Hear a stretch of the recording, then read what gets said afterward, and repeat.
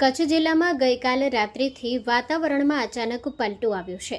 અનેક વિસ્તારોમાં કમોસમી વરસાદ નોંધાઈ રહ્યો છે. નખત્રાણા, લખપત, અબડાસા, ભુજ, માંડવી સહિત વિસ્તારોમાં ભારે પવન સાથે વરસાદ વરસી રહ્યો છે, જેના કારણે ઠંડકનો માહોલ છવાયો છે. ભુજ શહેર સાથે રવાપર, નખત્રાણા, અબડાસા, મુન્દ્રા તાલુકો, સમાગોગા, ભુજપર, માંડવી તાલુકો અને રતનાલ વિસ્તારમાં પણ વરસાદી ઝાપટા સાથે પવન ફૂંકાઈ રહ્યો છે. કેટલાક વિસ્તારોમાં મધ્યમથી ભારે વરસાદ નોંધાતા રસ્તાઓ પર પાણી ભરાઈ ગયા હોય તેવા દ્રશ્યો જોવા મળી રહ્યા છે. હવામાન વિભાગની આગાહી વચ્ચે આવેલા આ વરસાદે લોકોમાં આશ્ચર્ય પેદા કર્યું છે. ખાસ કરીને રાત્રિ દરમિયાન ભારે પવન સાથે શરૂ થયેલો વરસાદ બપોરના ભાગે પણ વરસી પડ્યો હતો. ખેડૂતો માટે આ કમોસમી વરસાદ ચિંતાનો વિષય બન્યો છે. ખેડૂતોને પાકમાં નુકસાન થાય તેવા અણસાર જોવા મળી રહ્યા છે. ઊભા પાકને અસર થવાની શક્યતા વ્યક્ત કરવામાં આવી રહી છે.